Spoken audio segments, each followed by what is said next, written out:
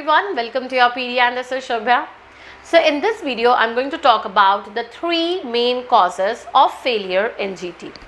Now we all know what is GT all about. A GT is where a problem is given to you and you have to formulate a solution based on the mutual consensus of the entire team. Like suppose if I give you any random problem, you will be able to formulate some of the solution, but that would be your individual solution.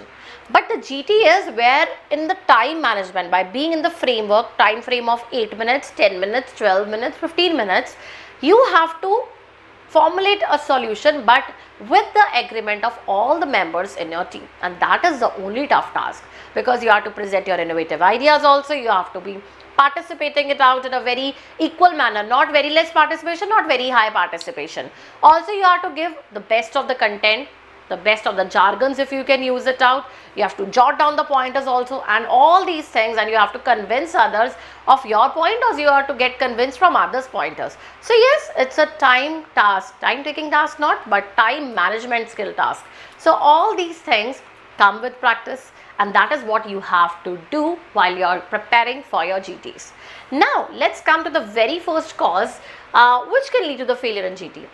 If you have ever been in a GT or taken the feedback of your students, the person will say I just took the GT and बच्चे क्या बोलते हैं, ma'am मुझे बोलने का मौका नहीं मिला, मुझे एंटर ही नहीं करने का मौका मिल रहा था, मैं कहाँ पे एंटर करूँ.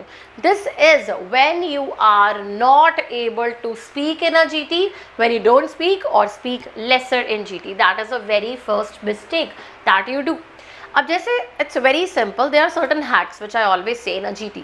आपको किसी स्ट्रॉन्ग पर्सन के पॉइंट्स के साथ एग्री करना है, आपको देखना है कि कौन कम बोल रहा है, किसको टारगेट कर सकते हो, किसके पॉइंट्स के साथ आपको एग्जांपल्स पोर्ट्रे करने हैं, कैसी कैसी लाइनर्स आपको यूज़ करने हैं ताकि आप एटलीस्ट विजिबल तो रहो.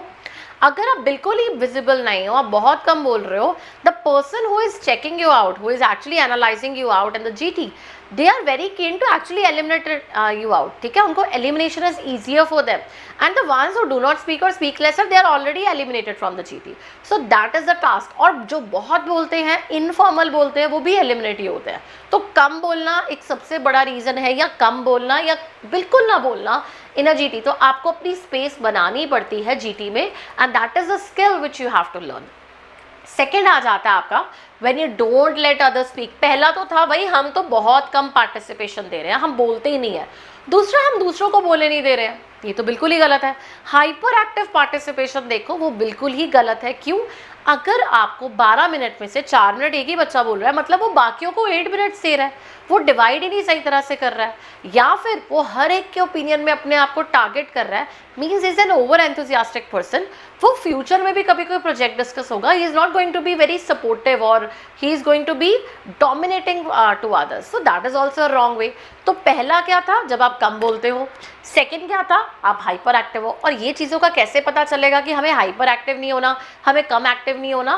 दैट इज थ्रू पार्टिसिपेशन, कि कितनी बार बोलना है. ये भी नहीं कि इकट्ठे 3 बार एट द स्टार्ट ही बोल देना, मिडल में बोल देना, एंड में बोल देना है. मेक इट अ डिमार्केशन, पहला एक स्टार्टिंग में, then in the middle and then in the ending. So there are lots of things that you need to learn. Last one thing which I will say is when you are separate from rest of the group. See in the GT is very true कि आप लोग सभी subjective हो, हर एक के opinions different होंगे, most that's very true. आप अपने ओपिनियंस को रख सकते हो, बट अगर आप प्रॉपर ही केस में एग्रीमेंट डिसएग्री करते रहोगे, बाकी सारी टीम एक तरफ है, आप ही अलग घूम रहे हो, चाहे आपके पॉइंट्स बिल्कुल सही है, आप एलिमिनेट हो गए. The reason is because you have to go along the team, you have to agree with them. आप उनको अपना पॉइंट कन्विंस कर सकते हो. If your team does not get convince, be along with that team. It should not be that you are making a bar, why my points are not accepted or why you should accept my point is right. ये attitude नहीं होना चाहिए GT में. So you have to go along with the team, you have to support them, you have to be with them. Coordination जैसे skills ये GT में check होते हैं. GD में आप डाइवेट कर सकते हो, दैट इज ओके. और मैंने कल अपने GTs में बहुत बच्चों से कंक्लूजन सुने. कंक्लूजन्स में आई एक्चुअली फेल्ट बच्चे GDs के कंक्लूजन देते हैं GT में. तो पहले तो you should learn the difference, what is the difference between a GD and GT. Because अगर आपको वो डिफरेंस नहीं पता, आप आगे GT के इंट्रोडक्शन और कंक्लूजन भी अच्छे से नहीं कर पाओगे. And all these things which can be actually enhanced, आप इसको इम्प्रूव कर सकते हो, आप इसको I would say it out, आप एफिशिएंट हो सकते हो अपने GTs में in terms of your improvement in speaking, in terms of presenting yourself, in terms of giving up your best of the pointers, jargons, कितनी बार पार्टिसिपेट करना है, facial expressions, everything, and this is only going to come with practice, practice and practice. There is no other thing. अगर आप बोलते हो ma'am GTs कैसे कर सकते हैं जल्दी से जल्दी, दिन में 2-2 बार कम से कम GTs लगाने शुरू कर दो. अगर बहुत जल्दी है इंटरव्यू, थोड़ा टाइम है तो एक लगाना स्टार्ट कर दो. This is the only thing. अकेले में PI में टेंशन होती है तो क्लोजर रूम, मिरर के आगे खड़े होकर अपने आप से बात करो, अपनी इंटरव्यूज़ में अपनी इंट्रोडक्शन, ये चीज़ें बोलते रहा करो. कोई क्वेश्चन ऐसा आता है कि ये पूछा जाए तो मैं करूँगा, ask from your mentor, that is the best of the solution.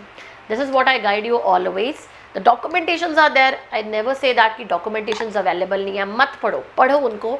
brainstorming करने में बहुत easy होता है, लेकिन presentation जैसे skills आप सिर्फ और सिर्फ practice से सीख सकते हो.